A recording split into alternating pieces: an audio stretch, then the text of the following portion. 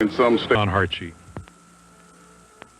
If you love movies, listen up. Star's Movie Channel is 100% movies. New hit movies like Quentin Tarantino's latest hit, Jackie Brown, starring Pam Grier as a crafty flight attendant who attempts to outfox Samuel L. Jackson and Michael Keaton for $500,000. You'll see it first on Stars and only on Stars. So call 1-800-758-5555 to order. And remember, when I want movies, I want to see Stars.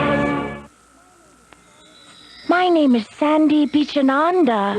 The waves are my highways, sea turtles my convertibles, the smooth backs of dolphins my minivans.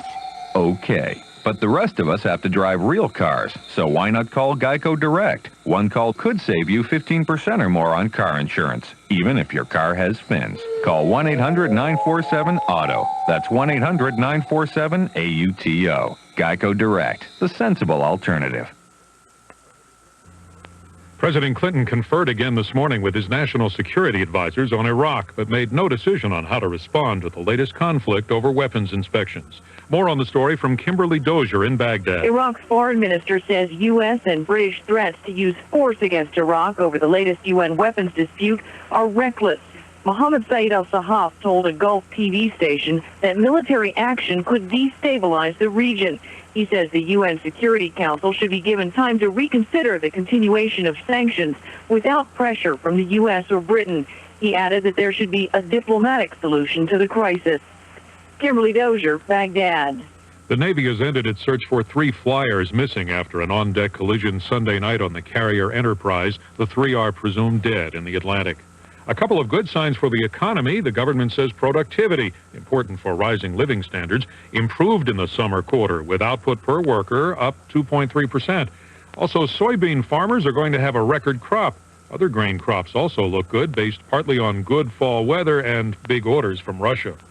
America's schools are falling short in music and art education. Dan Raviv has details. They can sing, they can set up a stage and lighting for a play, and they can make a collage. Those among the tests for what the government calls this report card on arts education. But the 8th graders who were assessed were bad in general at creating music, understanding drama, and writing about the meaning of a painting. All in all, says Education Secretary Richard Riley, a disappointment. This neglect of arts education is simply inexcusable. People have to realize that even in business and high technology, Americans who develop sensitivity to the fine arts do better.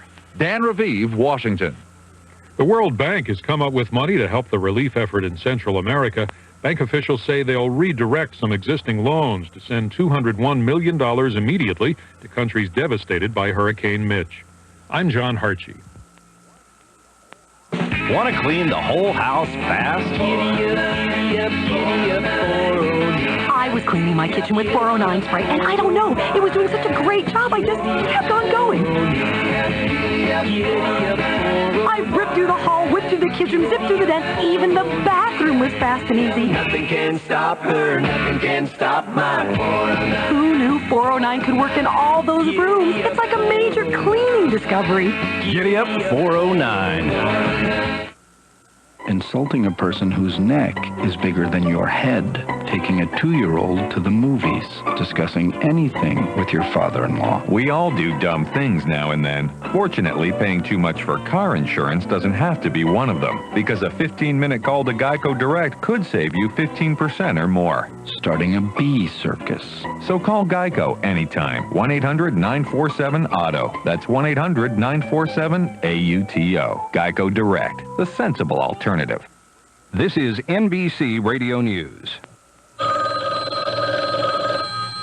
Police Department Sergeant John speaking. Oh, please come quick. They're holding me hostage. Now, calm down, ma'am. Can you try to describe them? They're brown, ugly, and have antennas. Ma'am? They're roaches. Roaches? Is that your last name? That's their only name. They're bugs, for goodness sake. Well, you don't need the police. You need Griffin Exterminating. They can wipe out any pest problem you've got. Even a leech? You've got leeches, too. Just one. Ma'am? My brother-in-law. For all your pest problems, call Griffin Exterminating. Whether it's termites, fleas, or roaches, Griffin Exterminating is sure to come to the rescue. Call 735-3928. Well, it looks like we'll range between partly and mostly cloudy across the area this afternoon. A southerly breeze picking up speed across the region with a small chance of a sprinkle or shower showers still. We'll look for highs around 70 to 75. Then tonight, cloudy skies. We should see a line or two of gusty showers and thunderstorms move through overnight. We'll look for lows in the upper 50s to low 60s. And then on Wednesday, maybe a shower or two during the morning hours. Should see some partial clearing by around midday, with highs tomorrow 66 to 71.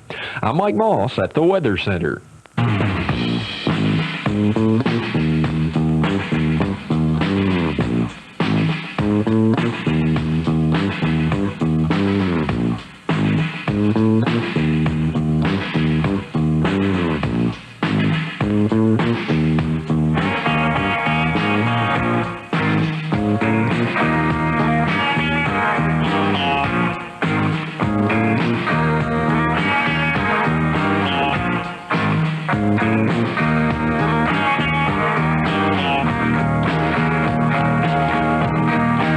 Greeting to you, conversationalists all across the fruited plain. This is the award-winning, thrill-packed, still-breathing, heart-pumping, heart-beating extremely loudly Rush Limbaugh program on the Excellence in Broadcasting Network. The telephone number, 800-282-2882. The email address, rush@eibnet.com. I want to go back now to Kathy, who is in Georgia, who was about to make a point here about Bob Inglis and lying and the rule of feelings. Go ahead, Kathy, and you get a little bit more time. I appreciate that, but my biggest concern is the backlash is going to affect everybody, not just the Democratic Party, because there are people such as myself who left the Republican Party and went no party affiliate because of the confusion within the party, and when is the bell just going to ring as clear as it did maybe 30 or 40 years ago, where people understood what ground they were standing on? Now we're on the grounds of feelings. Now this is something that the socialists have adopted in these jobs programs. And this is where I blame the Republican Party for allowing them to have too many of our tax dollars to create the confusion and not hold them to anything, not put their feet to the fire. Well, the blame is partially the Republicans, but don't forget, for 40 years, the Democrats ran the appropriations process in Congress and had a lot of say-so in how much money went to education and how it would be used, using the school lunch program as a means of dictating curricula. And it's not... You know, it's not just in other programs that you mentioned, but in the schools, too, is where all this feelings garbage is being taught. I really think, people, we're moving to the nation of moderates. The people are very proudly saying that. We're a nation of moderates, and moderates, of course, consult their feelings. And I don't know what's responsible for the trend. I do think that lurking deep in the background here is our strong economy, which enables people to pretty much go with a status quo and to seek nothing that would upset current circumstances, which are leading to swollen back pockets, 401ks, and so forth, even if it means enforcing the rule of law. But you're saying a strong economy. First of all, what I want to know seriously from you, if you can help us figure out how they got the $70 billion surplus, why they're being allowed to call it a surplus, and did they stop the mechanism in which they got the funds from?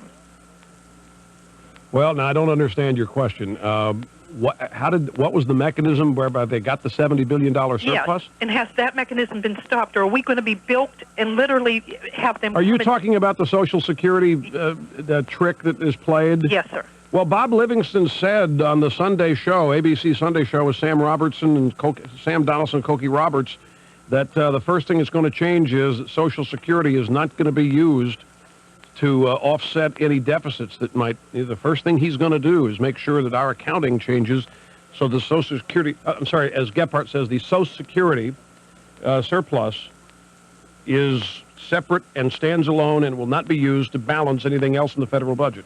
Do you think there's anything Bob Livingston can say to me here in Dahlonega, Georgia, that's going to get me to go sign up and re-register as a Republican? There ought not be anything he can say. It ought to require action, Kathy. He ought to have to do a bunch of things. The Republicans ought to have to do a bunch of things to encourage you to go back, if you want to the Republican Party. And the Democrats, of course, can participate in that, too. They could engage in activity that's so brazen, so unconstitutional, so frightening, so threatening, it would force you to align yourself with a party that does have a chance of beating them. Okay, I blame myself. Hey, I voted for Perot. I mean, I collected petitions for him. Would I vote for him again? No.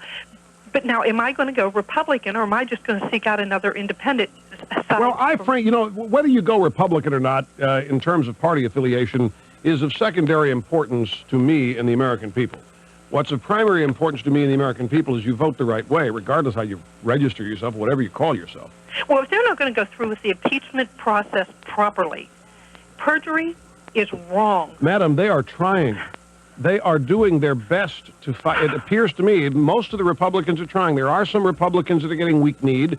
Of course, the liberals on that committee want to go full-fledged the other way and drop it, but the chairman of the committee is not going to let it go. It doesn't sound to me like.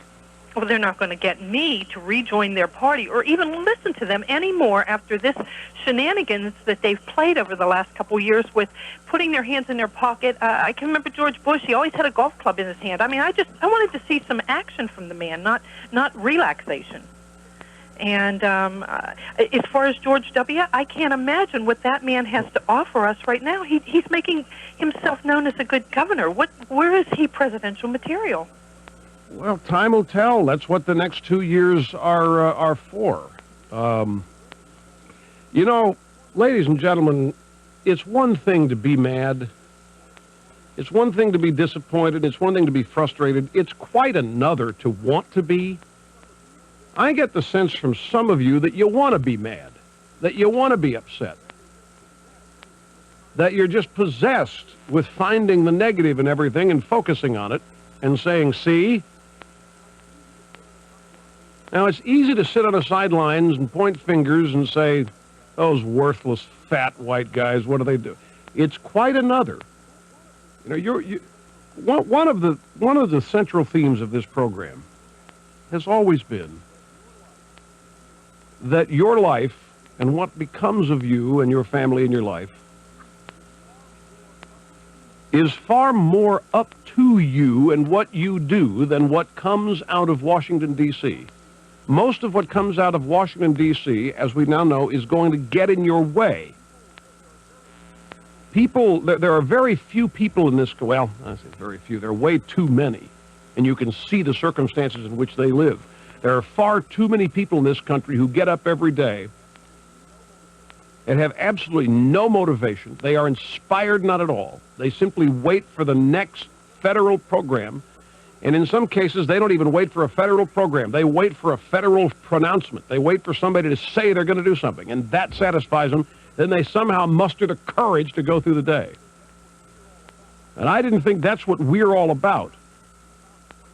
We're not about waiting. Sure, we can demand of our own leaders that they shore up our end and lead us and accomplish things we want. I'm not commenting on that. But at the same time, there comes a time where you just get off your duff and get to work and stop complaining. To sit here and say, what's George Bush got for president? You're just looking for negatives here. He's not got the nomination yet. Nobody does. That's a long road to go. It's by no means settled.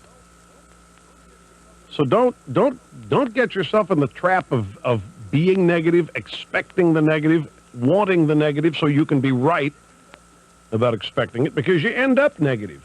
And it's not becoming. It's not attractive.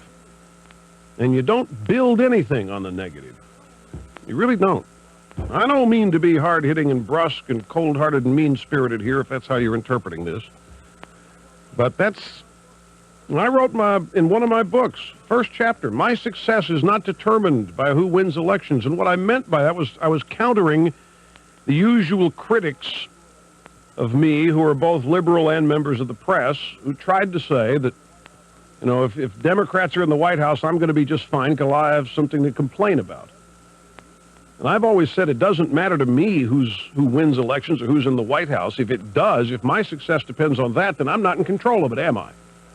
And what kind of intelligence is that, to set yourself up in life or in your career or whatever, to be not in control of it, to be dependent on what other people do, particularly other people as large as the voting population of this country? I'm not going to make myself a prisoner to that, and neither should you. And you shouldn't make yourself a prisoner to whatever legislation does or does not come out of Washington, D.C. What you'd better do is prepare yourself for the legislation that comes out of there, because most of it's going to get in your way, and you're going to have to be creative and innovative and find a way around it. In most cases, because most of the legislation, by definition, that comes out of Washington is going to deny you a freedom here or there. And most of it, a lot of it doesn't make any sense. I mean, things are just cockeyed and backwards. The biggest evil in America today is cigarettes. Biggest evil. Smoking. Biggest evil. That's the one. We can get all fired up about that. But people who commit murder or commit other serious crimes, we have feelings for them. We want to understand the circumstances that may have driven them to it. That's not their fault. But smokers are the modern incarnation of evil. And they do it themselves. Nobody is responsible for them. They're evil. They're mean. They're killing everybody. It's amazing. We can be whipped into a negative frenzy if we allow ourselves. Two other things here. Kathy, thanks for the call. Two other things. Response to some email. A number of, I'm sure, well-intentioned Christians and members of the so-called religious right have written me emails since the conclusion of yesterday's program, demanding an explanation or expressing shock, outrage, and anger over a comment I made yesterday. I was seeking to explain to a liberal, or maybe a moderate, I'm not sure which it was, why members of the pro-life community are single-issue people. And what I did was repeat a story that I have heard in email from over 100 people who've written me over the course of the past couple of months. The phrase, "I don't want the blood of the death of babies on my hands when I meet God," is not something I made up. It's something that I have received in mail from Christians who are explaining to me why it is that they will not vote for anybody who is not pro-life, because they don't want to meet their maker with blood on their hands. That's their phrase. I'm getting all sorts of hate mail from Christians who are telling me I don't understand what salvation of the soul is all about if I'm willing to say. I'm just repeating what I've heard from members of your own ranks. All I'm trying to do is explain to liberals why you are allegiant to what you're allegiant to. I have had email from people claiming to be Christians who tell me that they fear going to hell if they vote for somebody who's pro-choice.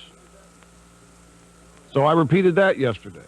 Well, that engendered a profound response from people who tell me I don't know what I'm talking about. You better talk to the people in your own group. I'm just repeating what they're telling me. Now, the second thing. Got some emails as I was trashed last night on Micael Reagan's show because of something I said on the program yesterday. What did I say yesterday on the program? I said that I had been told that one of the reasons Newt Gingrich resigned from the speakership is that he had been blackmailed by 6 or 7 Republicans who had made it clear to him that if he did survive the Republican caucus vote and was voted to be Speaker by the Republicans, then when the whole House voted for it, that they would not vote for him. I was told this by people who are in a position to know. I was not told this by Newt himself. I was told this Friday night, a conversation with some friends very close to Newt. Now, apparently, and I did not name any names because I don't know who they are, but apparently last night on the Micael Reagan show and other places, I'm being trashed as making something up and lying about it. This was, by the way, if you've heard Newt talk about he had a conference call on Friday afternoon with several members of the Republican caucus, and it was after that conference call that he made the comment that he didn't want to participate in something that resulted in the cannibalization or that there were cannibals of the process on the Republican side. It was the fact that he was told that there were 6 or 7 Republicans that would vote for a Democrat for Speaker rather than Newt. That's how outraged they were. He said, I'm going to take my party down the tubes if I stay around. If they're telling me the truth, I cannot continue here as Speaker. I would give the speakership to the Democrats. I'm not going to do that. I resigned first.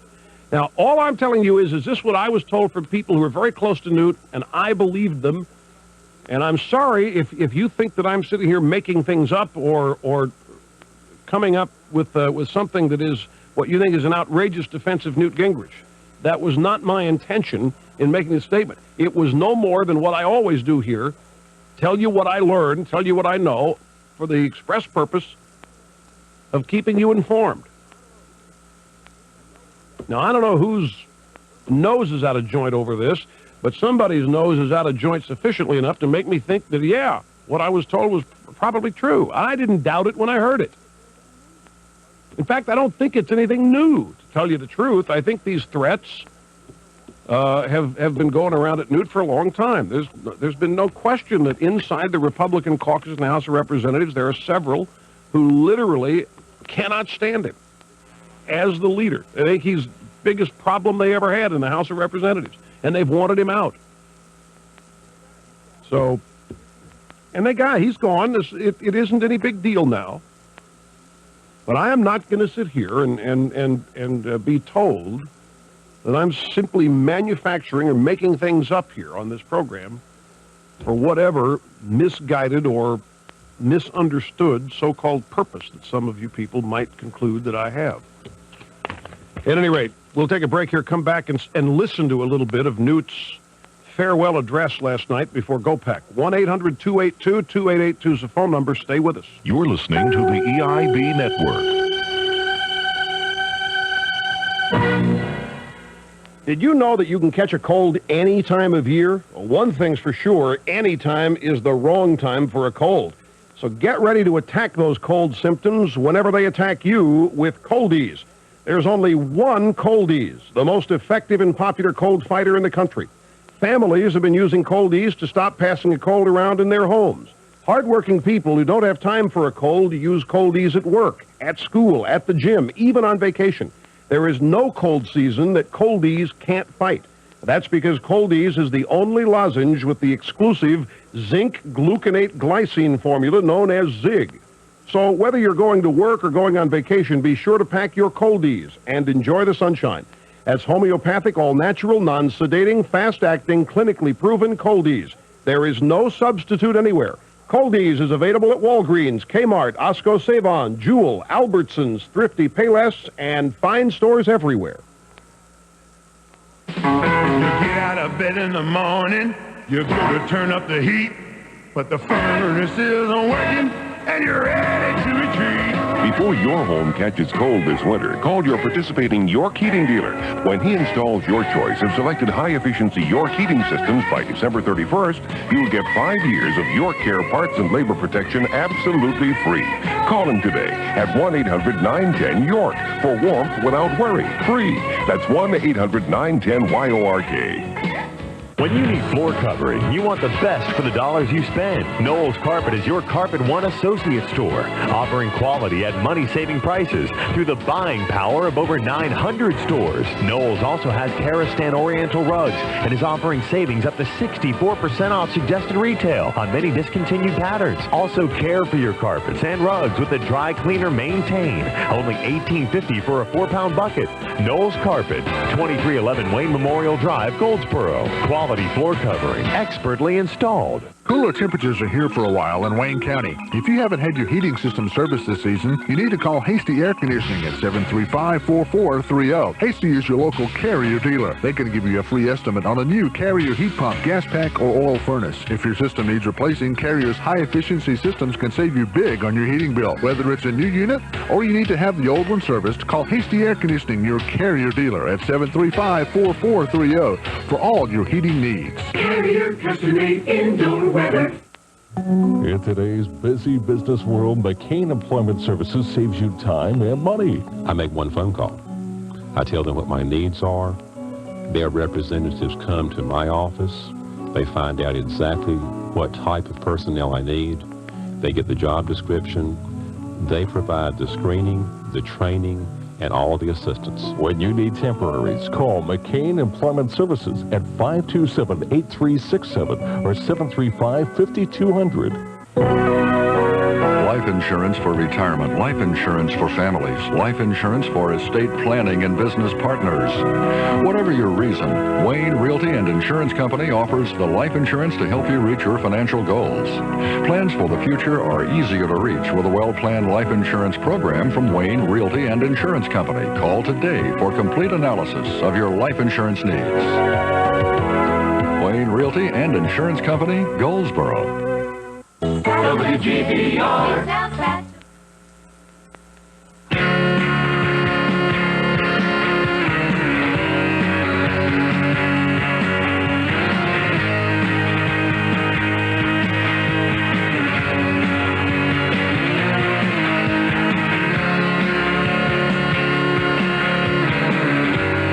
The Excellence in Broadcasting Network, Rush Limbaugh, and let's grab a phone call here before we hear a little bit of Newt, because the phone call's about Newt. It's Jeff in Garfield Heights, Ohio. Hello, sir, and welcome. Good afternoon, Rush. 99% dittos from the heartland of America. Thank you.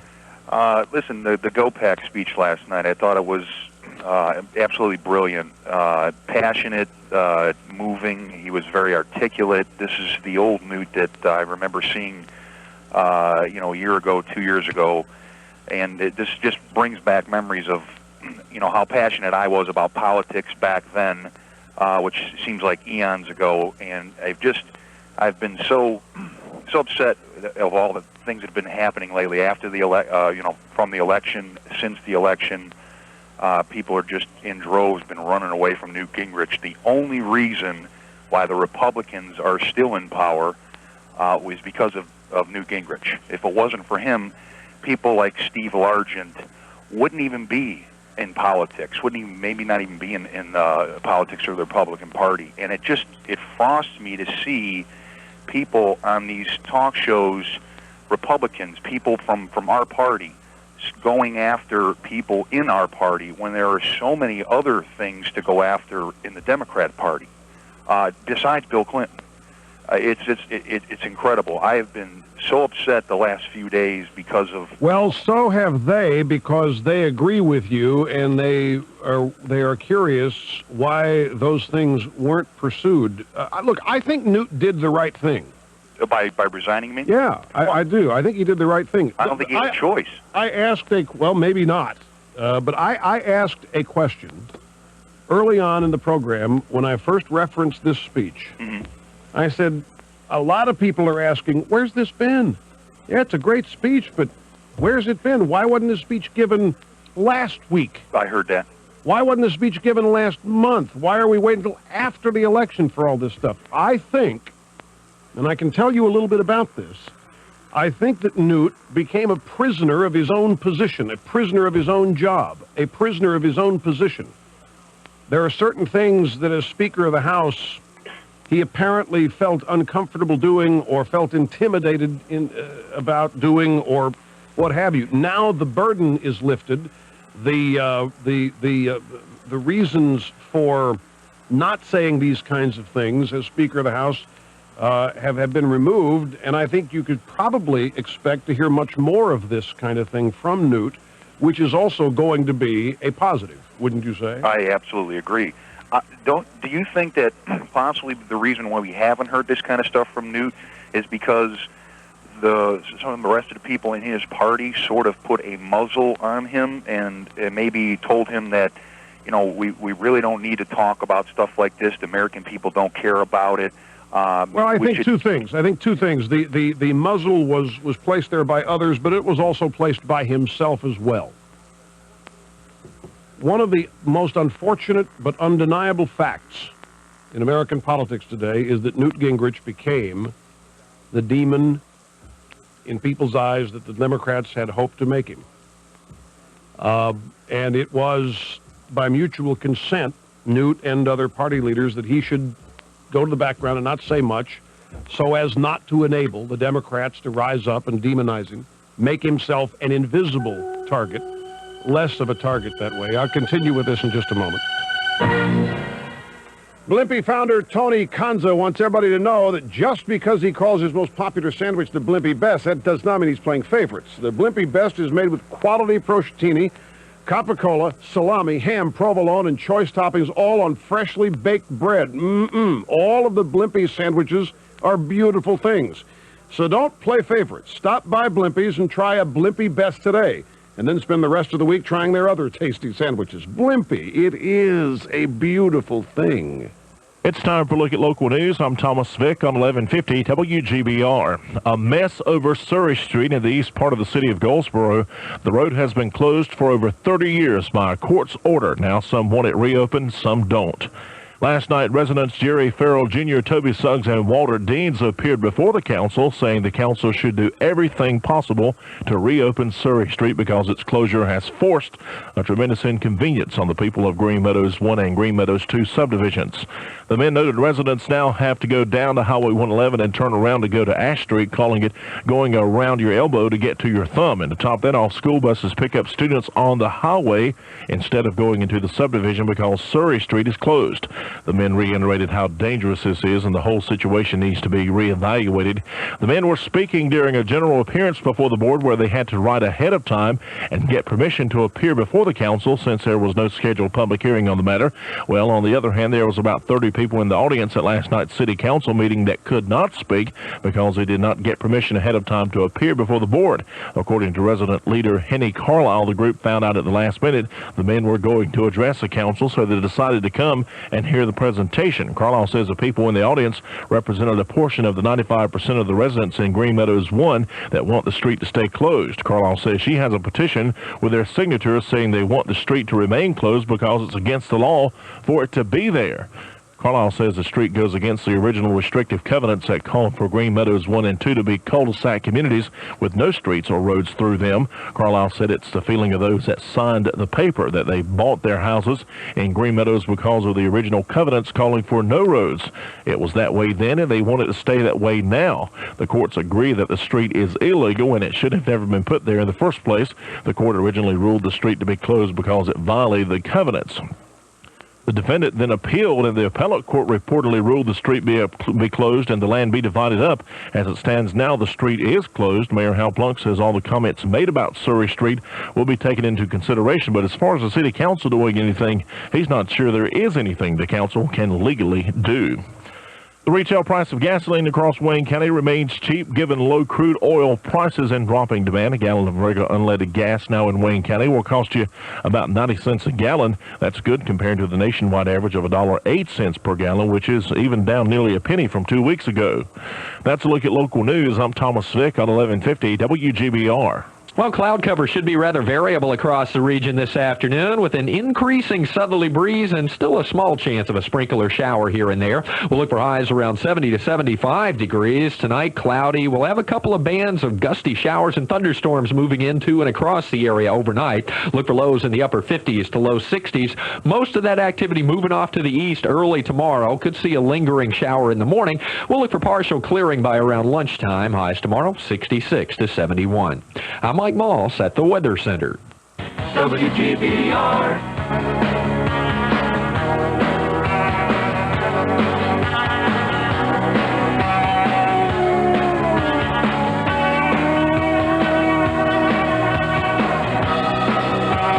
We're back on the cutting edge of societal evolution. Rush Limbaugh and the Excellence in Broadcasting Network.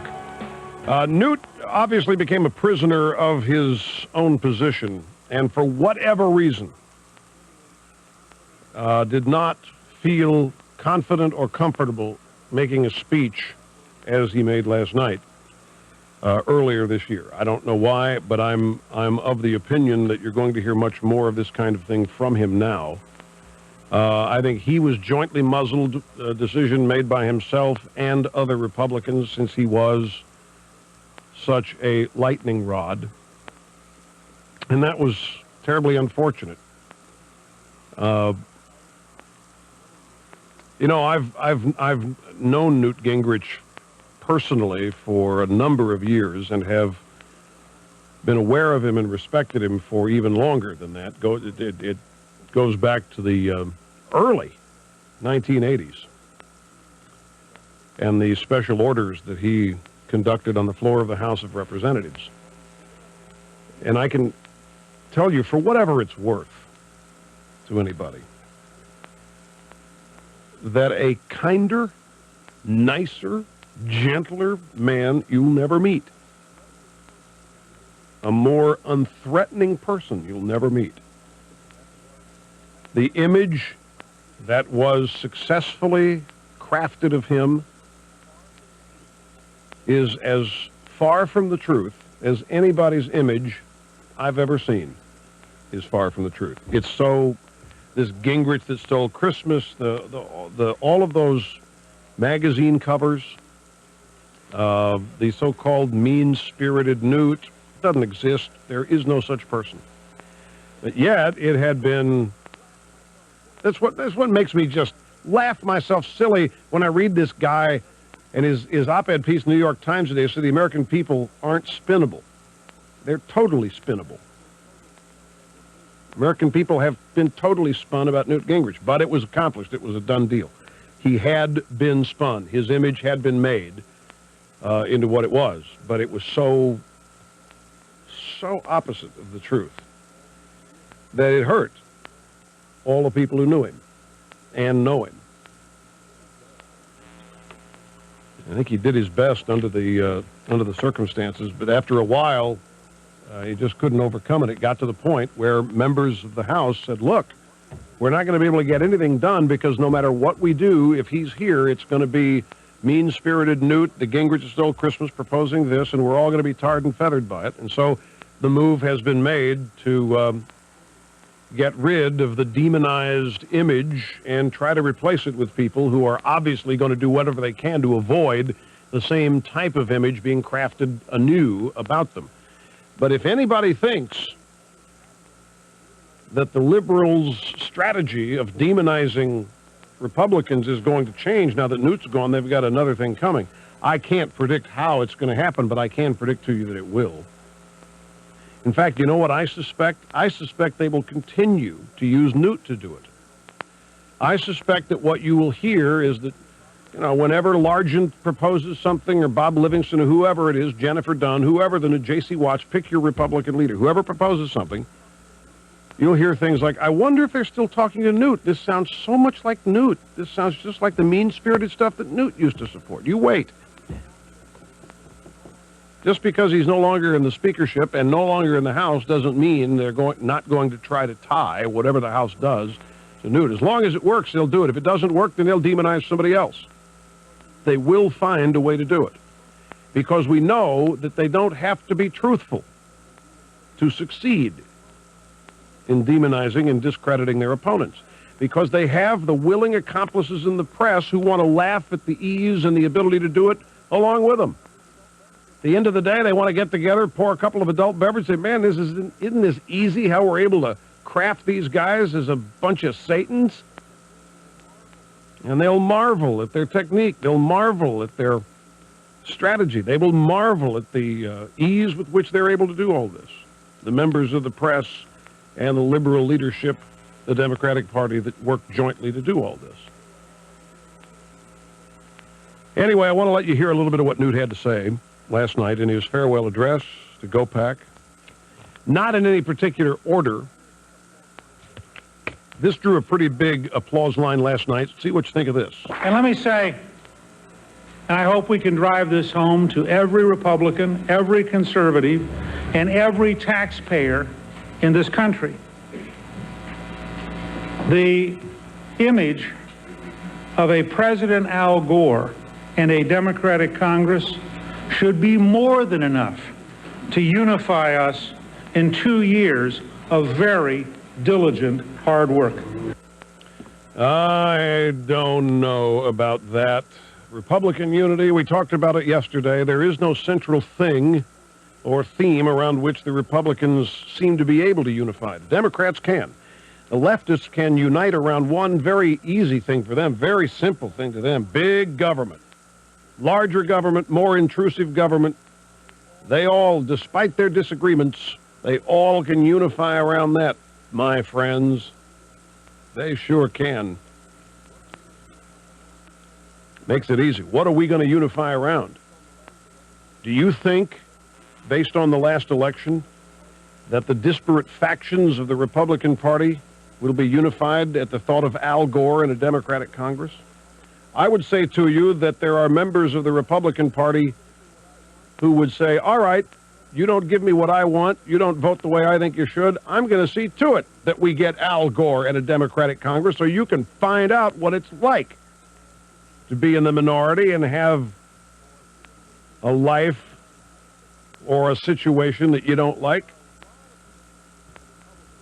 There are a lot of people in the Republican Party who have an I'll show you mentality aimed at the leaders of the Republican Party or at the other factions, members of the other factions. Fine. You don't think my issues are enough to be primary and up front? Fine. I'll give you Al Gore, Democratic Congress, and I'll keep making sure that the Democrats win until you get the message. You better listen to us. And you got all three factions. I think you got possibilities in all three factions who would do that.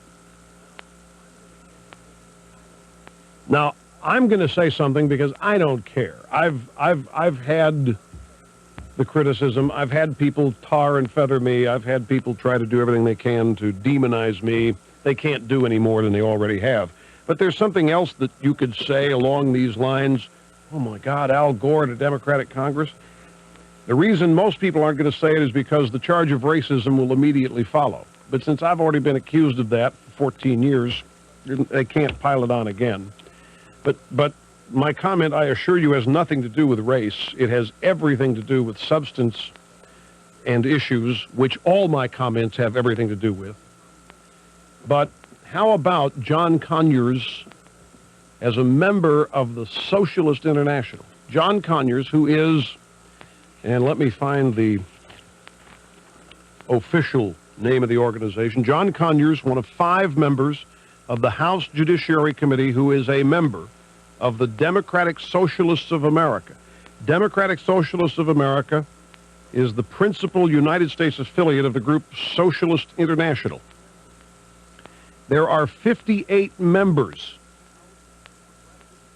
of the House Progressive Caucus, 58 Democrats in the House of Representatives, who are in effect members of the Democratic Socialists of America.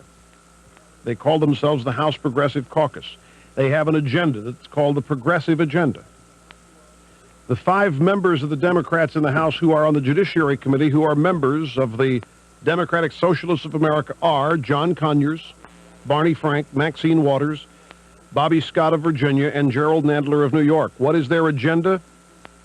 Their specific agenda includes cutting defense spending by 50%, a massive government public works program to ensure full employment. In other words, government job creation, Canadian-style health care, single-payer health care, and broader affirmative action programs in hiring, promotion, and scholarship. They want more affirmative action. Conyers, Barney Frank, Maxine Waters, Bobby Scott, Gerald Nadler. Those 5 are on the Judiciary Committee. Other members include Sheila Jackson Lee, Charles Rangel. You pick it pretty much. The liberal left wing of this party. Barney Frank, as I say, is a member. I'm drawing a blank on some of the others, but it's a profound. And by the way, the membership knows no boundaries. You've got male, female, black, white. You've got every demographic category possible as members of this group. Now, in addition to envisioning President Al Gore and a Democratic Congress, envision Chairman of the Judiciary Committee, John Conyers. Envision Chairman of the House Ways and Means Committee, the committee that writes tax legislation, Charles Rangel.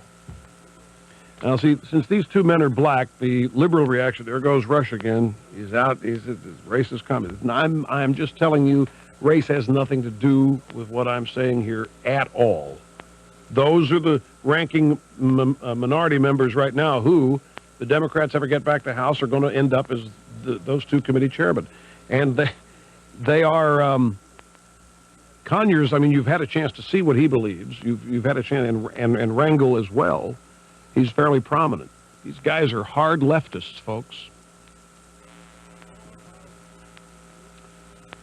More of Newt on why he resigned. Listen, let me take a break before we get to that. We'll come back after the break, play you some more of Newt. We'll get to some comments from you after that. Stay with us. Here's the number, 800-282-2882. Don't go away. You're listening to the EIB Network. You, my loyal listeners out there, will recall that some months ago I called 1-800-631-BOZE and ordered 10 Bose Wave radios to give away as presents. Well, I have heard rave reviews on everything from the color options, like Imperial White or Graphite Gray, to its versatility. The Bose Wave radio has 6 AM and 6 FM presets, input jacks to connect a VCR, a TV, or CD player, and each Bose Wave radio comes with dual alarms and a compact remote. Now, the sound quality on a Bose can be summed up in one word: unrivaled. The Bose Wave radio takes bass to a whole new level. Turn up the volume and you will be enveloped in its rich and full sound. So I want you to call 1-800-631-BOZE and order a Bose Wave radio today. The people at Bose will give you a 30-day trial. You can't lose. You get a great radio, you get 30 days to try it out, and you get to experience audio the way it was meant to be experienced. So call today. The number again, 1-800-631-BOZE. Hello, folks. I'm Keith Murray, owner and general manager of Keith Murray's Toyota Goldsboro. Folks, I know you can buy a new Toyota many places, but what you can't get other places is the hassle-free way we do business at Keith Murray's Toyota Goldsboro. If you want one of the best selections of new Toyotas in eastern North Carolina with the promise of lower prices, come to Keith Murray's Toyota Goldsboro. If you want service satisfaction above the industry average, you need to come to Keith Murray's Toyota Goldsboro. Every employee in our store has been instructed to let no customer leave until they are completely satisfied. That's why my name is on the front of the building. If for some reason you're not completely satisfied, I want you to let me know. At Keith Murray's Toyota Goldsboro, we know that a happy customer will tell 10 people and an unhappy customer will tell 20 people. At Keith Murray's Toyota Goldsboro, we don't have unhappy customers. Come see us at Keith Murray's Toyota Goldsboro. You'll love the way we do business. My name's Keith Murray, and I'll guarantee it.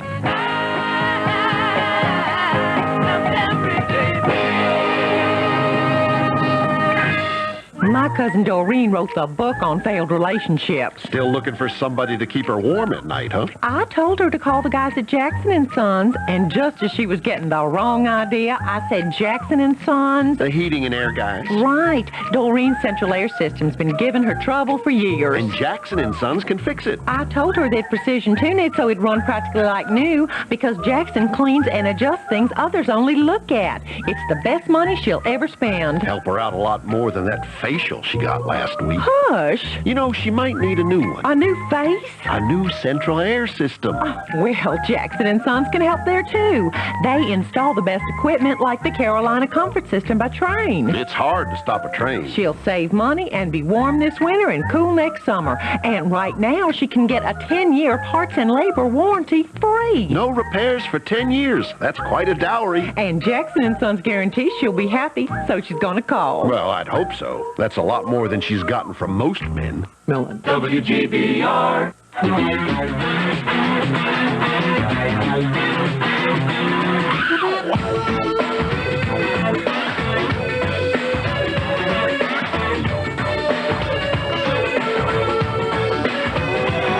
Hi, welcome back. Rush Limbaugh, the EIB Network. All right, Newt Gingrich in his GOPAC speech last night, why he resigned.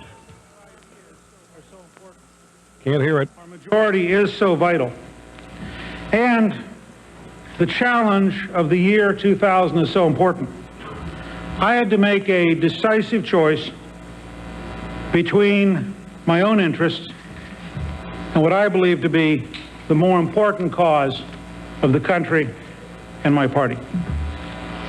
On Friday, it became clear to me that if I were to remain in the House, I would be an excuse for divisiveness and factionalism. The ideas are too big.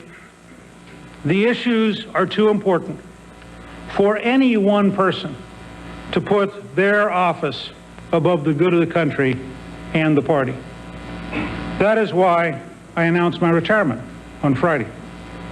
I had worked 40 years since I was a 15-year-old high school freshman in 1958 to achieve a House Republican majority. Through GOPAC and the National Republican Congressional Campaign Committee, I had crisscrossed the country for candidates for 20 years. So there he says that on Friday it became clear to me that if I were to remain in the House, I would be an excuse for divisiveness and factionalism. He was told some things that made it abundantly clear to him that if he remained, he may not be Speaker, that there were people who were prepared to vote for a Democrat.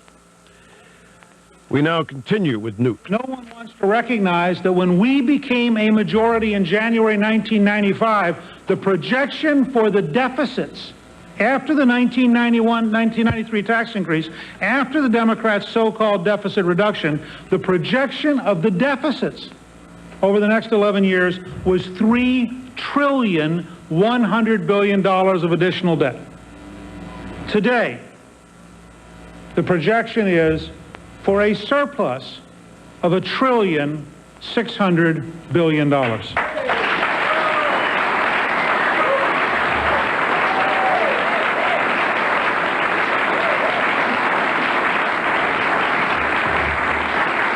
And I think we Republicans have to establish a couple of principles. First, that surplus belongs to the American taxpayer, not the Washington bureaucrat.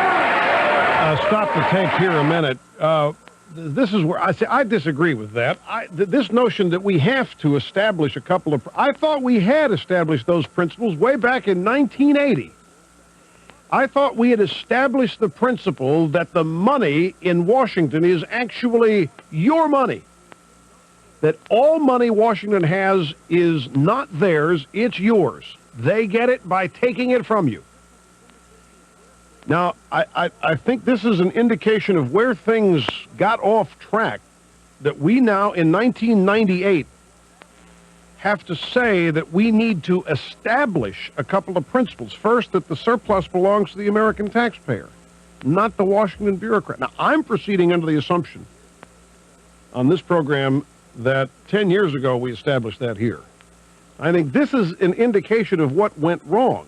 Apparently, some people in Washington on our side love to talk about Reagan and being Reagan, but all they wanted to do was talk about it. This befuddled me when I heard this last night. We have to establish a couple of principles. Now, they have been established, and they were let go. If they weren't let go, they weren't acted upon. Now, he continued with his remarks. We'll pick it up at that point.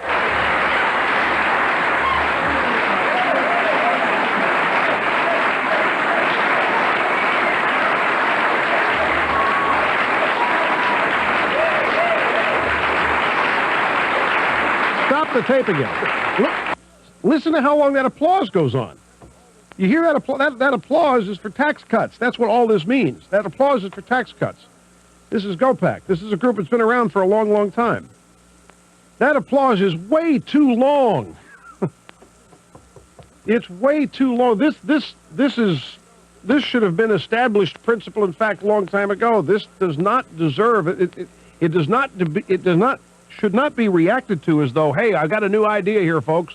We got a new idea. We're going to suggest that the surplus belongs to the American people. That all money in Washington belongs to the American people. This, way, way too much applause. We've applauded this I don't know how many times. And one of the reasons our people are in trouble is because they've applauded it so many times, we still now have to establish it as a principle. Apparently it hasn't been a principle that's been guiding us. Big, big boo-boo. All right, here's the remainder of the comments. Second, let's be honest with the American people. If you leave $1 trillion sitting around Washington, D.C., the liberals are going to spend it. So let's get it back home at a rate faster than Al Gore and Teddy Kennedy can invent new bureaucracies. Yeah, we'll take a break and be back shortly. Stay with us. You're listening to the EIB Network.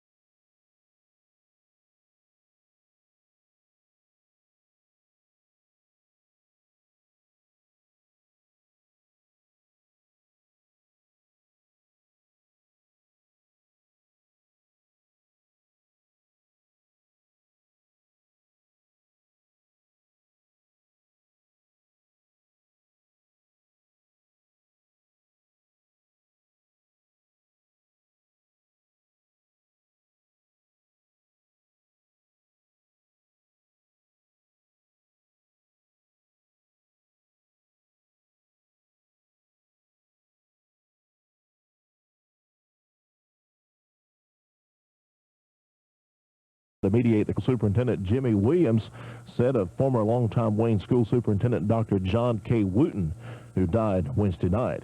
Williams said earlier today Wooten was truly a great educator, a good settler with a great soothing effect. Williams said you could learn a lot from Wooten. Wooten and Williams took some graduate courses together at East Carolina University. Wooten's funeral will be held Sunday.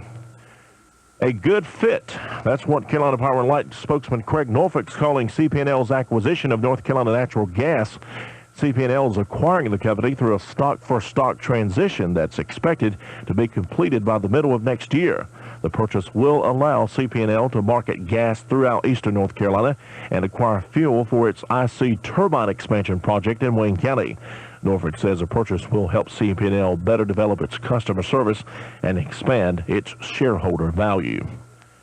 The lone gunman that reportedly held up the Spur station on William Street recently was not alone at all. Police say he had some help. Apparently it was a 20-year-old store clerk. Police have arrested and charged Lakeisha Allen of North Pineview Avenue with felonious armed robbery. She was placed in the Wayne County Jail, bond set at $75,000. According to police reports, Allen, who was on duty when the alleged robber walked in, conspired with that person to steal the money. Authorities say they don't know who the other man is. The investigation continues. If you have information about this crime or any other crime in Wayne County, call Goldsboro Wayne Crime Stoppers 735-2255. Charter schools feeling the pinch of the economy. Goldsboro's Jerome Shipman, who helped spearhead efforts to establish Wayne Technical Academy, an approved charter school to open in Wayne County next year, says that may explain why some charter schools across the state are not meeting state law requirements as far as hiring certified teachers. State officials say they're concerned that most of North Carolina's charter schools have hired too few licensed teachers. A study has found that 23 of the 34 charter schools in operation last year were in violation of the law, requiring that 75% of the teachers in each charter elementary school and 50% of the teachers in each charter high school be licensed. Shipman says he feels charter school educators across Wayne County are doing everything possible locally to comply with the law. However, statewide, the problem continues of certified teachers leaving the education system as a whole for other facets of the economy, such as more money. That's a look at local news. I'm Thomas Vick on 1150 WGBR.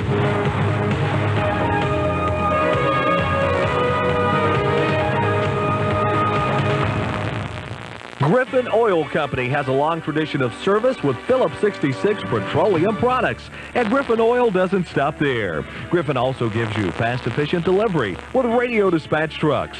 Griffin Oil Company, supplier of Phillips 66 gasolines, diesel fuel, home heating oil, motor oils, and lubricants. The finest products for the home, farm, and industry are just a phone call away. Call Griffin Oil Company at 735-4911. Griffin Oil Company, distributors of Phillips 66 in Goldsboro and Wayne County. Amazing grace, how sweet the sound. 10 kids die by gunfire every day. Help stop the violence. Call 1-800-WE-PREVENT. Not one more lost life. Not one more. Was blind, but now I see. A public service message from this station, the U.S. Department of Justice, the Crime Prevention Coalition, and the Ad Council. Energy-efficient appliances do a great job of using less energy, so you save money on every utility bill. There are lots of ways to make your home more comfortable and energy efficient. And an energy efficient home helps to save something else too. The Earth. Because using less energy creates less pollution. For easy tips, write Alliance to Save Energy, P.O. Box 33939A, Washington, D.C. 20033. It looks like we're going to stay socked in all the way through the weekend. We've got clouds streaming in from a system that's well to our south and west, and so it's going to move slowly and continue to pump that moisture over us for the next several days. We could even see a few scattered showers this afternoon with highs in the low to mid-60s. Mostly cloudy tonight with lows in the low to mid-40s, and then for Saturday, more clouds with some showers developing late in the day, highs in the mid to upper 60s. I'm Elizabeth Gardner in the Weather Center for the North Carolina News Network.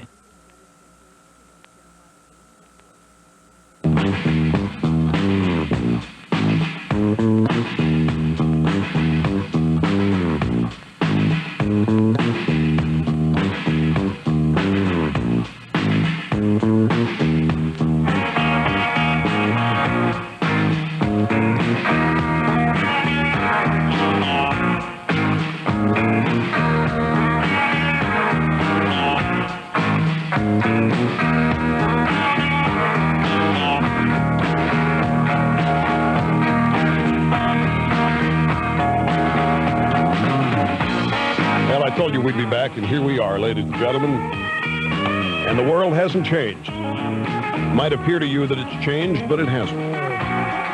The world's the same today as it was yesterday. The United States is a great nation at risk in a dangerous world.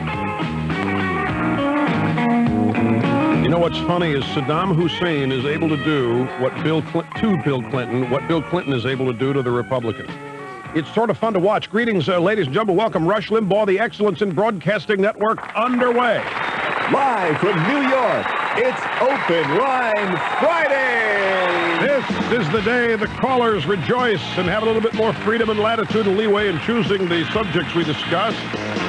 Open Line Friday now on the way. You're welcome to try, get through. Here's the phone number to call, 800-282-2882.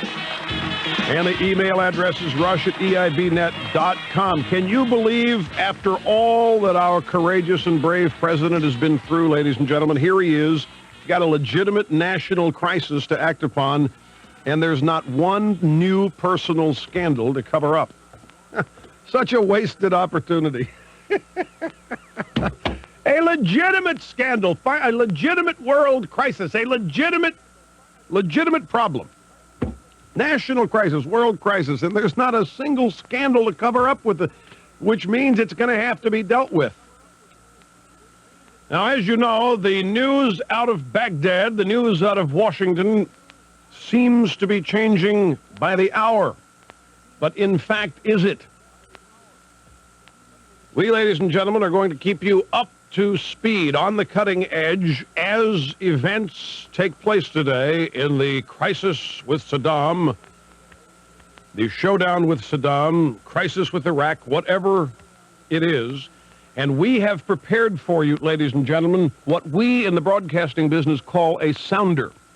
Anytime there is news, anytime there is an update, anytime there's something new to report to you, it will be preceded by this.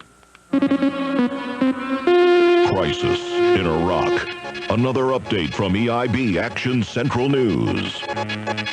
So, when you hear that, you know that there is new news coming, ladies and gentlemen. Also, overnight, spent some time working on the back page ad, the December issue of the newsletter. Dick Gephardt wants you, the moderates of the Republican Party, to join him in a governing coalition. We will have more on that today, especially the politics of that, because it is obvious now that the power brokers, the people who do hold all the cards in the House, in Congress, on the Republican side, are the moderates. Gephardt wants the moderates, and the Republican conservative leadership wants the moderates. The Republican leadership, some of the people running for new leadership positions in the House today, say that the moderates are only tempted to join the Democrats because the old leadership, the Gingrich, Army, DeLay leadership, wouldn't give the Republican moderates a seat at the table. They were denied an opportunity to have any input at all into Republican policy, Republican strategy, Republican legislation. And this angered the moderates, if that's possible. So I found it very strange the moderates could get convicted enough to get mad, but apparently they did.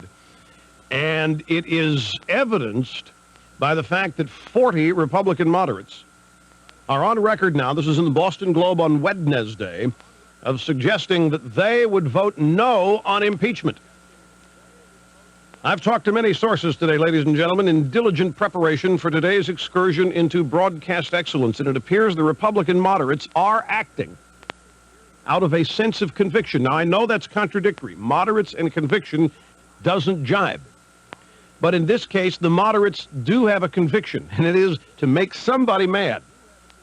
They are bound and determined to be listened to, and they're going to do whatever it takes to be listened to, even if it means jumping the fence and joining the Democrats, not only on impeachment, but on other items of legislation. So we'll keep you posted on that today as that battle heats up.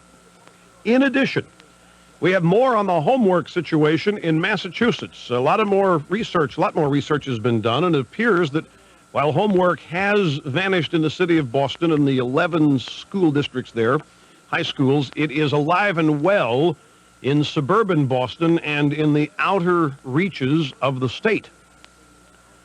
And so we will, of course, keep you posted on that.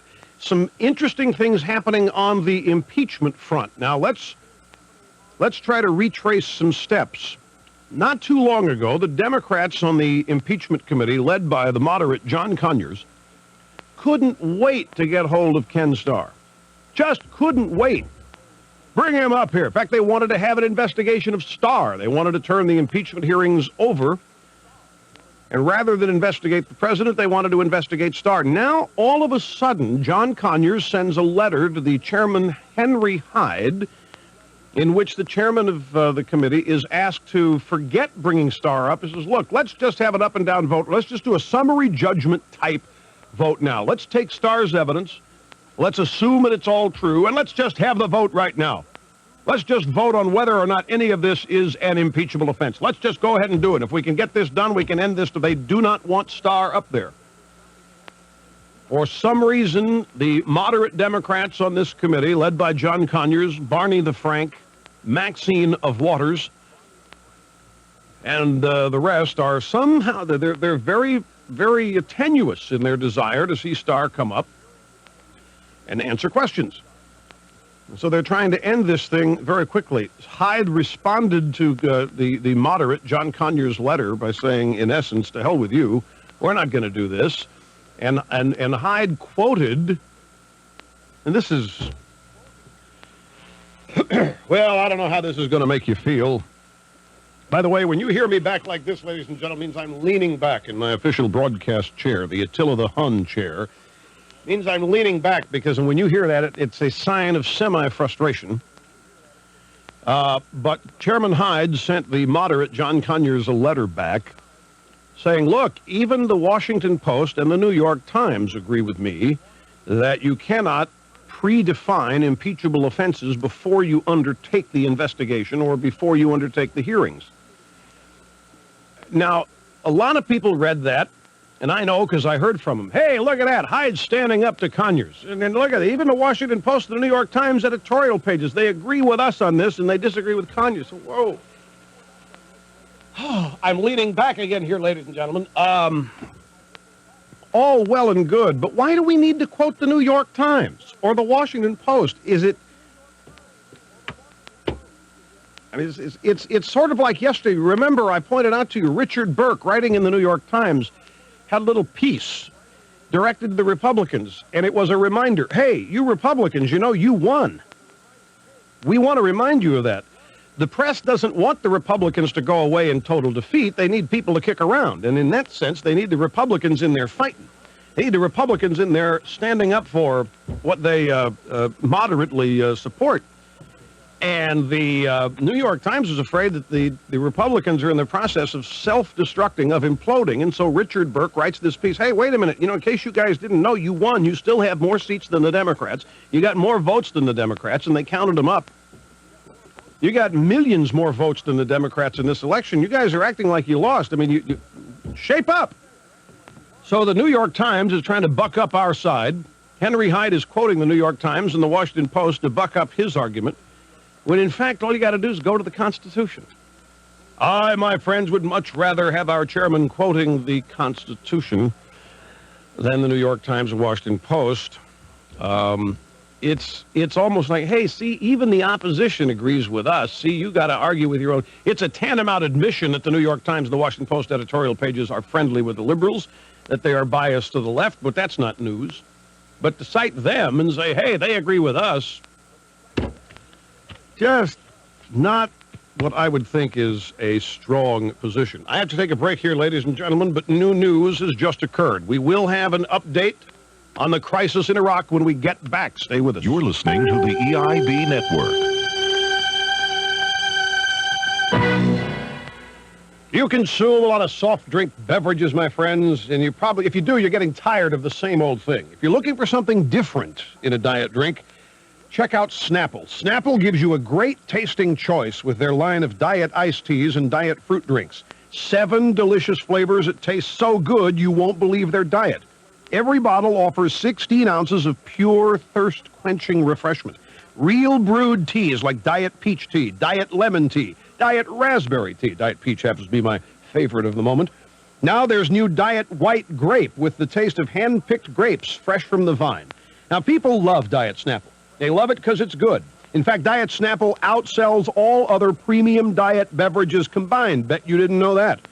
So look for Diet Snapple at your favorite supermarket or convenience store today. You shouldn't have to look for it very hard, but if you do, demand it. Tell them you need Snapple. You're looking for Snapple because it's made from the best stuff on earth, because the best stuff is in there. You get out of bed in the morning, you go to turn up the heat, but the furnace isn't working, and you're ready to retreat. Before your home catches cold this winter, call your participating York heating dealer. When he installs your choice of selected high-efficiency York heating systems by December 31st, you will get 5 years of York Care parts and labor protection absolutely free. Call him today at 1-800-910-YORK for warmth without worry. Free. That's 1-800-910-YORK. For the best rest of your life, Jernigan Furniture has the Restonic bedding to suit you in comfort and economy. From Restonic, you get your choice of firmness. Pillow top, plush top, or extra firm, all at the same price. Queen size price from $299. Prices starting at $99 each piece. Restonic features the marvelous middle with extra support in the middle sections. Mattress and box spring where the maximum weight lies. A Best Buy rating by Consumers Digest for 5 consecutive years. Guaranteed lowest prices on quality Restonic bedding. Free delivery and setup. Free removal of replaced bedding. Free 90-day term, same as cash. 15-year non-prorated warranty. The comfort you want, the support you need. Restonic bedding at Jernigan Furniture, 2101 East I Street, Goldsboro. Hello, folks. I'm Keith Murray, owner and general manager of Keith Murray's Toyota Goldsboro. Folks, I know you can buy a new Toyota many places, but what you can't get other places is the hassle-free way we do business at Keith Murray's Toyota Goldsboro. If you want one of the best selections of new Toyotas in eastern North Carolina with the promise of lower prices, come to Keith Murray's Toyota Goldsboro. If you want service satisfaction above the industry average, you need to come to Keith Murray's Toyota Goldsboro. Every employee in our store has been instructed to let no customer leave until they are completely satisfied. That's why my name is on the front of the building. If for some reason you're not completely satisfied, I want you to let me know. At Keith Murray's Toyota Goldsboro, we know that a happy customer will tell 10 people and an unhappy customer will tell 20 people. At Keith Murray's Toyota Goldsboro, we don't have unhappy customers. Come see us at Keith Murray's Toyota Goldsboro. You'll love the way we do business. My name's Keith Murray, and I'll guarantee it.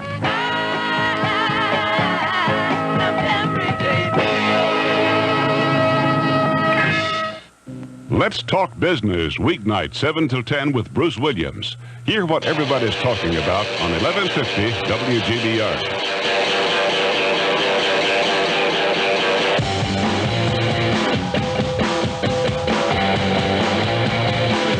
Hi, welcome back. Open Line Friday. El Rushbo serving humanity, executing assigned host duties flawlessly. 0 mistakes.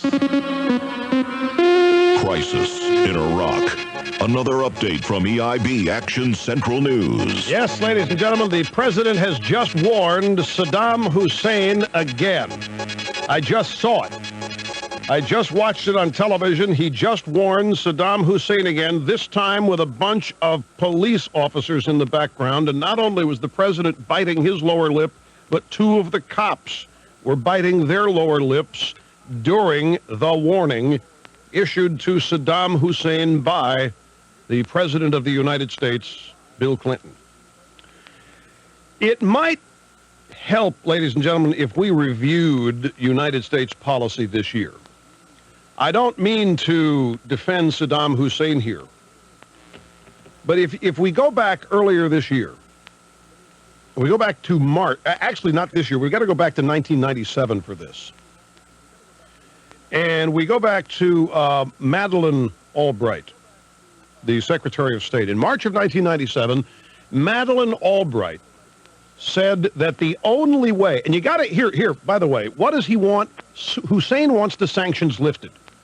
He wants the economic sanctions lifted. He wants to be able to sell his oil so he can recoup money, so he can spend it on weapons. not for his people. But he wants the sanctions lifted, pure and simple. Sum total of what he wants.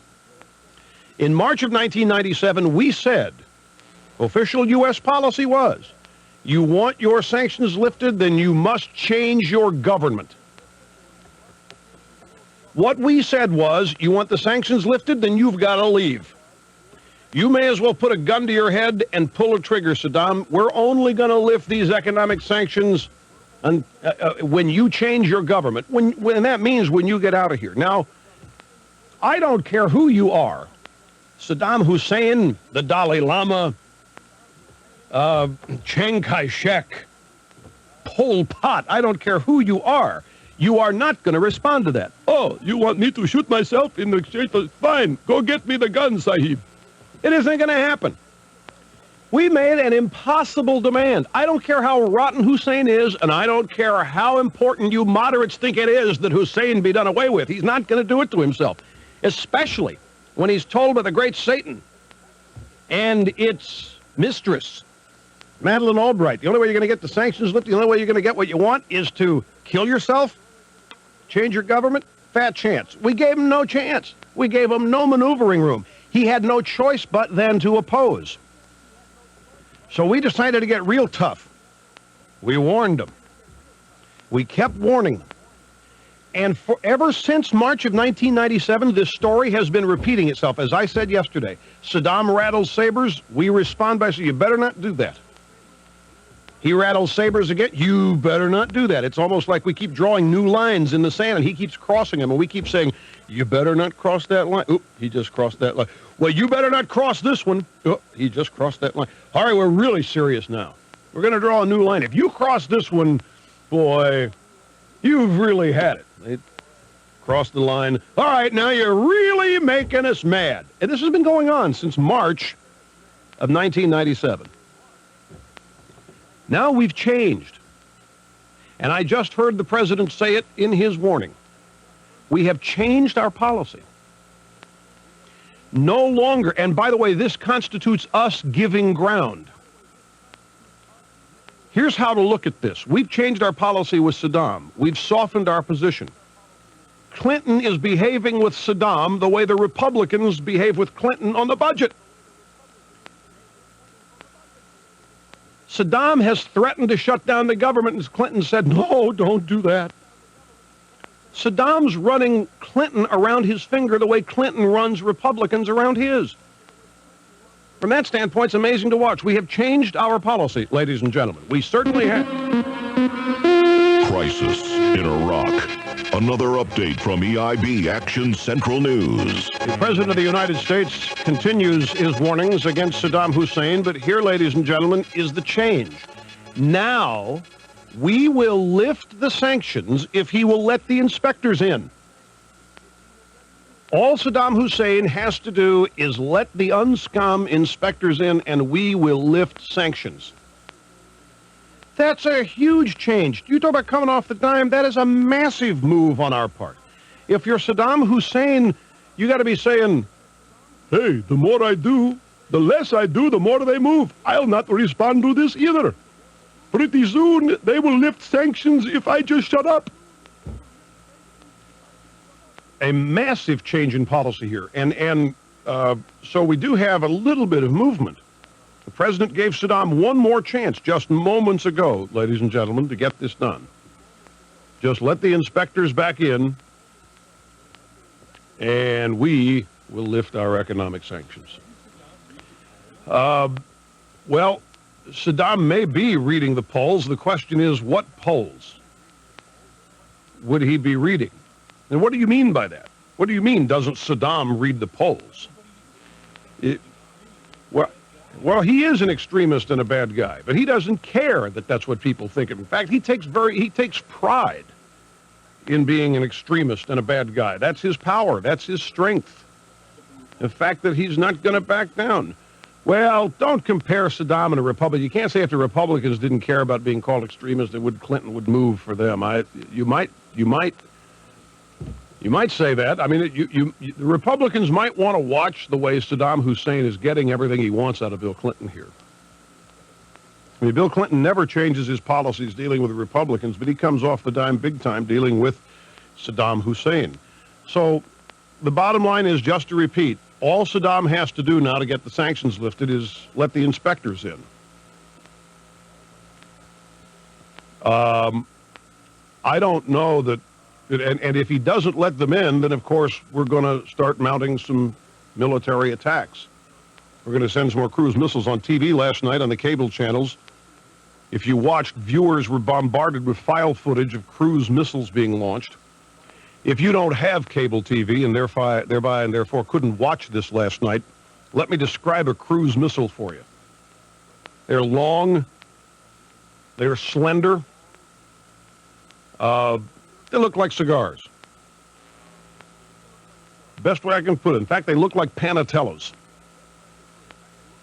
Also, ladies and gentlemen, Tariq Aziz, the Paul Begala of the Saddam Hussein administration, took to the airwaves yesterday to respond angrily to the United States position, and we'd like to let you hear just a sample of the anger and rage that emanated from Tariq Aziz. Again, the best way to think of him is as the Paul Begala of the Hussein administration. Here's a sample.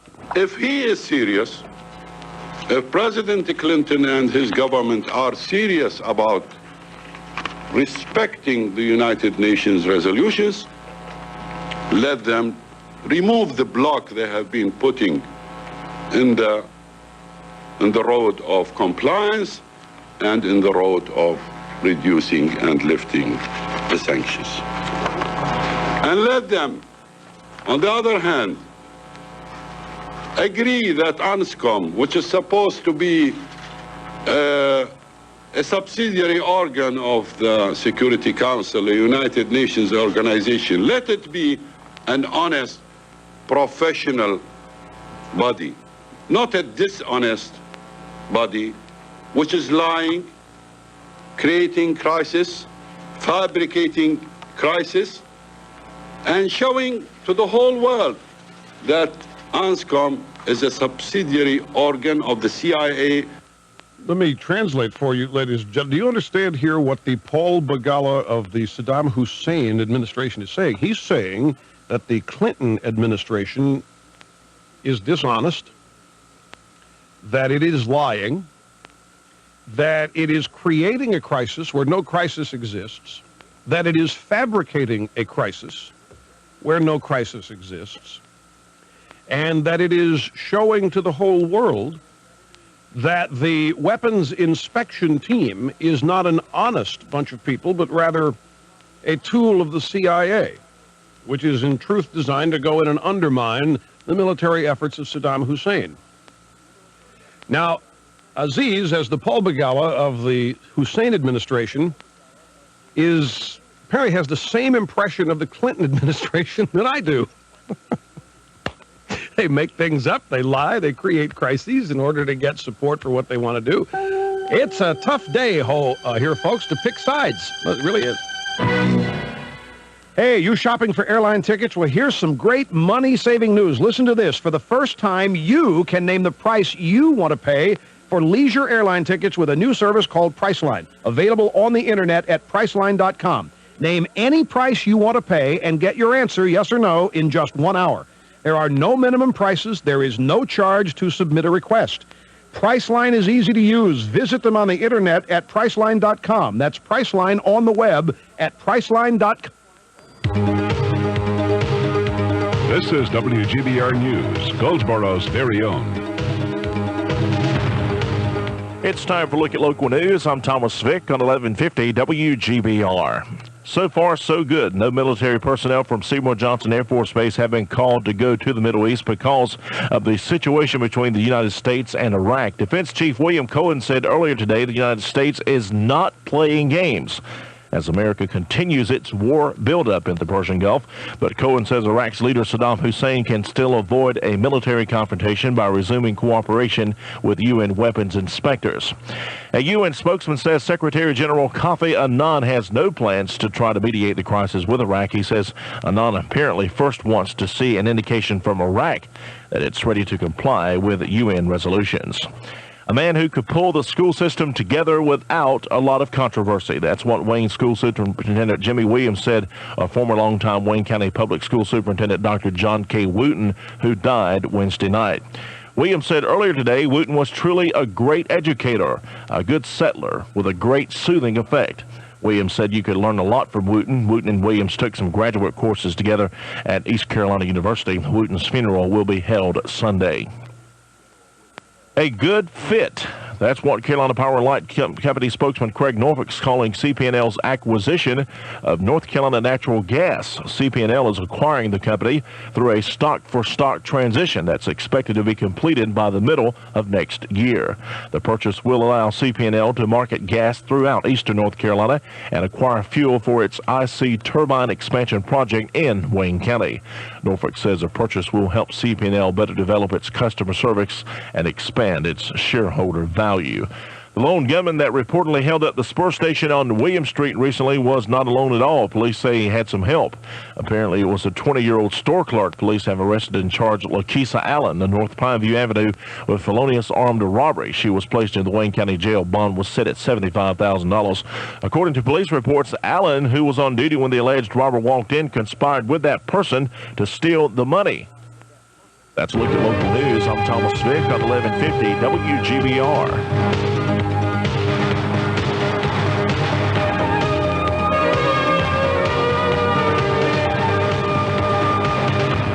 It's going to stay mostly cloudy through the weekend. Doesn't look like we'll see a lot of rain. A few scattered showers on and off this afternoon are possible. And then for Saturday, we could see some showers developing overnight and then into Sunday morning, but we're really not looking at any heavy rain. This afternoon's highs will be in the low to mid 60s. Of course, we'll see those clouds continuing tonight with lows in the low to mid 40s. And then for Saturday, clouds with showers developing late, highs in the mid to upper 60s. I'm Elizabeth Gardner in the Weather Center. WGBR.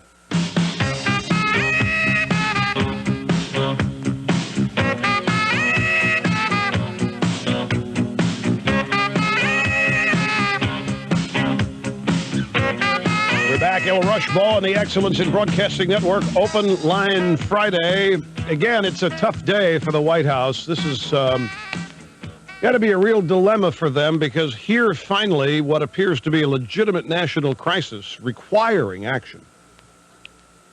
And it's all for naught. There's nothing to be gained here.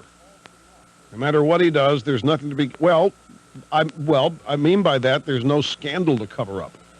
I mean, most of the time, these kinds of issues and crises arise. It is to coincide with a national scandal that needs to be brushed off the front page, brushed off the lead item of television news, and we launch a couple missiles and we launch a couple of cruise missiles and Tomahawks and so forth, and it gets the news off front page. But now, the White House has a serious problem to deal with here, and there's no upside, no legitimate scandal to cover up by doing it. So they've now got to make a decision based on the ingredients of this particular crisis. There is not an ulterior motive here, which may confuse them. What do we do now? I mean, we really got to do something here. I cannot emphasize enough. And by the way, I don't say this in a partisan way. I really don't. Just think of me as a moderate on this, as I'm just chronicling for you the change in policy. March 1997. The only way we're going to lift sanctions is if he changes his government, meaning if he resigns, quits, commits suicide, or whatever. Now, all he's got to do to get the sanctions lifted is let the UNSCOM inspectors in. Now, if you're Iraq, you got to wonder what do they really mean? What does the United States really mean? In this case, Saddam should call Newt, say, how did you deal with it? In fact, I think it's in another way, it's somewhat reversed. What you have here is Saddam as Clinton and Clinton as the Republican leadership. Trying to figure out what to do. Let's listen to some more of Tariq Aziz, ladies and gentlemen. He was angry yesterday. And again, he sounds exactly like Paul Begala blaming Newt Gingrich. He sounds like the Begala of the Hussein administration. Here is just one more excerpt from his angry press conference from yesterday. Who is blocking the way towards sincere cooperation. Right. And who is blocking the way towards lifting the sanction? It's he and his government, not the president of Iraq, not the government of Iraq. He says that this is easy. It's not easy. It has not been easy to the people of Iraq. For 7.5 years, we have been working with UNSCOM. The work with UNSCOM is not easy. It's bitter, it's difficult, and even it is disgusting. But we tolerated it. We tolerated it in great patience because we wanted to alleviate the hardships of the Iraqi people. Who are the extremists here? The people of Iraq. Tariq Aziz is saying that Clinton is the extremist here. He's blocking the way towards sincere cooperation. He's blocking the way toward progress. He's standing in the way. We all want to do the work of the world here. We want to get this business behind us. The people of the world want this over with so we can move on. But the President of the United States is the one standing in the way. I guarantee you that the people in Iraq have been taking lessons from Bagala and Carville, and they're turning these lessons around and using them on the President of the United States. And it does appear the President appears befuddled because, ladies and gentlemen... Crisis in Iraq. Another update from EIB Action Central News. The President of the United States, in the latest news of the crisis of Iraq, has once again warned Iraq. Happened mere moments ago in a speech with several police officers in the background also biting their lower lips. By the way, where does this place Kofi Annan? Kofi Annan's in a bad situation. Because remember back in February, we sent him over there and he came back with a deal. Everything was going to be fine. Saddam Hussein had been routinely frightened. He had been profoundly made to see the light. Kofi Annan came back and told us so. And we were told, see, this represents great work of the United Nations. This shows what the United Nations can do. We just let them do what they're intended to do, get a great leader in there like Kofi Annan, then we don't have to worry about it. He can go over there and take care of it. It was his first negotiation with a tyrant like this, but he came back and he was the winner. But I bet you, ladies and gentlemen, that the Nobel Peace Prize Committee is getting ready to return Kofi Annan's application for the Nobel Peace Prize, no explanation required, because that trip in February now turns out to be meaningless. Let's grab a phone call or two since it's Open Line Friday. Columbus, Ohio. John, hello. Welcome to the program. Hey, good afternoon, sir. Hi. I am looking at the last 2 weeks after the election with amazement and very great upset because I don't understand why the Republican Party has decided to lurch to the middle. We have a press and a Democratic Party that fears conservatives.